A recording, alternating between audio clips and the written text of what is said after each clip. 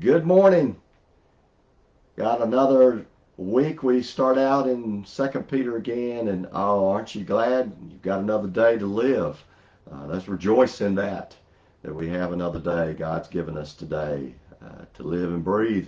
So may we do our best to live for Him and be about serving the Lord, and let's be about speaking the good news, spreading the good news about Jesus Christ today. So we're together, and it's so good to be back together in Second Peter. We're going to pick it up in verse 15 and 16 this morning. Familiar story. It's a classic example of a spiritual leader gone astray because of greed, because of money. And with false teachers, he's warning us, warning the believers, warning us about false teachers in our midst. And let's read it and let's look at what he has to say about this illustration from the Old Testament that describes false teachers.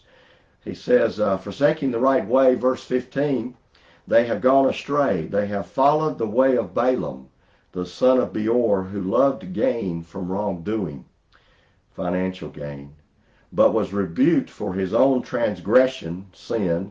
A speechless donkey, a dumb donkey, spoke with human voice and restrained the prophet's madness. It's fascinating story. It's an interesting story. Uh, Balaam, did some good things. In fact, he spoke some wonderful prophecies regarding Jesus Christ, and we'll come back to that in a moment. That was after this encounter with King Moab. But King Moab, evidently, the king at the time had heard about him, and maybe he was a prophet for hire, which was, there were those like that in this day and time. Um, Called for him to come and gave him a task to do, basically two words: curse them, curse Israel. Uh, King Moab wanted him to do. He knew that they were a threat, military threat, unstoppable. The Israelites were in his mind, and so he thought, well, he'd heard about Balaam, and maybe Balaam could help him spiritually, could help him with this. So he asked Balaam to do that, and I imagine Balaam probably thought about it. That's a big bag of money there that he's offering. Maybe I ought to do it. I'm sure he went round and around about that, and he still was a little hesitant to do it. So the king kept putting pressure on him, kept sending messengers back to him to get him to do it.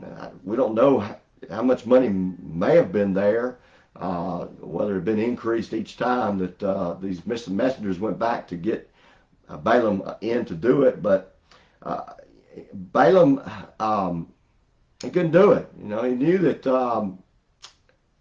God was blessing the Israelites, and so the story goes on that Balaam uh, speaks some wonderful prophecies, as I said, about Jesus Christ. But then something happened. He turns back to his desire for greed, for money, and he says, you know what? Goes back to King Moab. King Moab, I can't curse the people of God. You can't curse the people of God, but I can tell you what you can do. You can penetrate them. You can get mixed in with them and lead them astray. And that's the bottom line. And so he suggests to him, and the king says, well, how do I do that? He says, why don't you get some of your men to go and penetrate them in the sense of mix with them and even have sexual relations with the Israelite women and intermarry.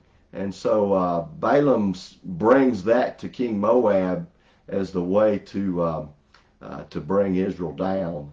And of course, it works. Unfortunately, it works. And even the worship of the Baal idols comes into with the Israelites. It's an interesting story that Peter's using here again to point out the bottom line that how Balaam had rebelled against the will of God, the word of God, because God had told him, "You do only what I tell you to do, and what I ask you to say, you say it." And that's just like false teachers. Peter's describing here. He knew the right way, but he deliberately chose the wrong way because he wanted to increase his portfolio in a sense. He wanted the money.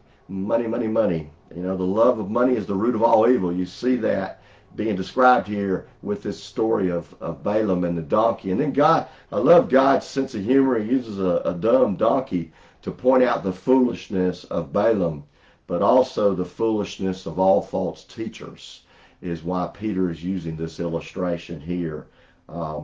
Sad ending to Balaam's life. I don't know if you know the story, but he cursed. God cursed him, and an obscure place in the Old Testament is the record of his demise, the end of his life. But again, the point is here, false teachers can come in and they can sound so right and so good. And they can use the language about the Word and about Jesus, but the Word they're preaching is not the Word.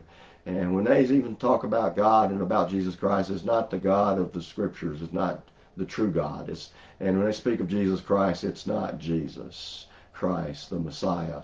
So know that they want to come in, and if they can just penetrate our thinking, penetrate the direction that we're going with our life, with material gain, with wanting money, the greed, the sin of greed, they can lead God's people astray. So let's walk in Him today. He's given us another day. Oh, have a blessed day. And keep reading in 2 Peter, and we'll see you tomorrow.